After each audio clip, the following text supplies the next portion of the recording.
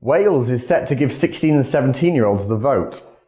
Under the Welsh Labour government, hard-left activists who have been groomed by the Labour Party and establishment Marxists since primary school will be given the right to vote in council elections. The Labour Party, struggling to win elections because of their divisive, Marxist, IRA apologist leader Jeremy Corbyn, want to welcome in a whole new generation of voters 2 years early. Now, this shouldn't really come as any surprise. The Labour Party stopped focusing on policies decades ago and has instead turned its focus to manipulating the voter base. First, they opened the borders in 1997 under Tony Blair. Andrew Neither, the former speechwriter for Tony Blair, admitted as much. This isn't some grand conspiracy, this is out there in the open. In an article in the Evening Standard, Neither wrote that the decision to open the borders under Blair came after the Performance and Innovation Unit, a think tank based in the Cabinet Office, published a policy paper which suggested Britain's economy could benefit from a wave of new immigrants. Spoiler alert, it didn't. But Neither admitted that the final published version of the report didn't include all the additional reasons. And it did actually include a political agenda. He said that introducing a mass immigration policy would make Britain, quote, truly multicultural, and, quote, rob the notion of the right and diversity and render their arguments out of date.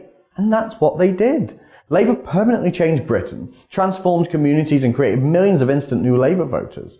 And with every new generation, Labour's support in the inner cities just got bigger. It's only because of the rise of the Scottish nationalists that Corbyn wasn't able to win the last general election. God, the thought of it. Nicola Sturgeon might have actually been a blessing. So that's why Labour is engaging in this new project to take swing seats and even traditionally conservative seats at a local and national level. They need to build the majority in England and Wales and no longer rely on their traditional control of Scotland, because those days are over.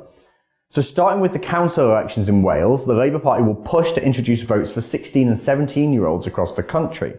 These are the kids who attend Hope Not Hate workshops at their colleges and who have been exposed to Marxist indoctrination from pop stars and TV shows and who seem to think that they're mature enough to understand how government and our national economy works. I don't think so. Emily Thornberry, remember her? She's the Labour MP who once had to stand down from the Labour front bench for a snobbish tweet about a working class family with a white van and England flag, God forbid. Well, she was mouthing off about this in Parliament the other day. You know, if anyone symbolises hatred of the working class in England, it's this woman. Thornberry tried to suggest that the fight for giving children the right to vote is the same as the fight to give women the vote, which is ludicrous. You can see in her speech just how disingenuous and horrible this woman is. She knows she's lying. She knows that she's just a cog in the Labour Party machine, and she's just pushing new policies that are designed to advance her party and keep her Marxist colleagues in positions of power. Heaven forbid Labour Party politicians lost their job, had to move out of London and live among the working classes.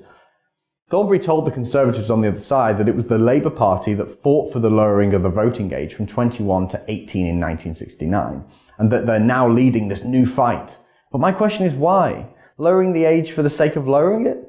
In another few decades, will they be campaigning for 14-year-olds to vote? Where's the logic here? Where does it end? 16-year-olds are not mature enough to make decisions that affect families. The same is true for 18-year-olds. And if we want to be brutally honest about this, then why aren't we talking about raising the age of voting instead? In 2018, those between the age of 18 and 26 are essentially just big children. They're still at university, taking classes on women's studies and God knows what else, avoiding adult responsibilities, balking at the thought of having children, avoiding meaningful relationships and consuming popular media like there's no tomorrow. They are tall children with bank accounts and Starbucks loyalty cards. Why should they automatically be given the right to vote? And I say this as a 24-year-old.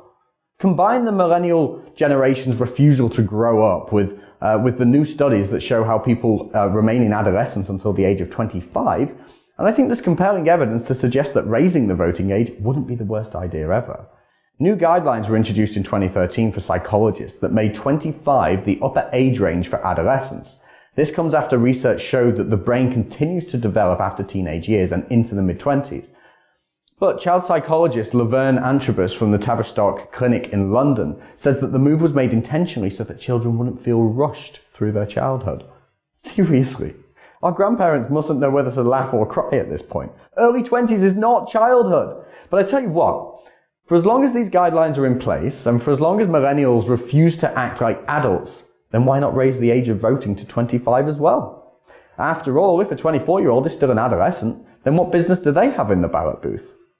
In all seriousness, though, this is worrying. If the Labour Party had succeeded in Wales, then it's not unlikely that we're going to see this rolling out elsewhere in the United Kingdom at some point in the near future.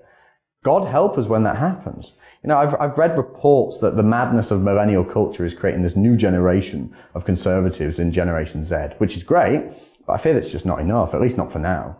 If votes for 16-year-olds are introduced and the Labour Party wins a general election, the damage they will do won't last for generations. It'll be permanent. Our videos are open to everybody to watch anywhere they are for free, okay? But none of this is free. We have to pay for our studio, we have to pay for camera crews, we have to pay for editors, we have to pay for security. The only way we can do that is with your support. If you value the work we do, you value what we bring you, all I'm asking is you go to tommyrobinson.com/support and give us a monthly voluntary donation.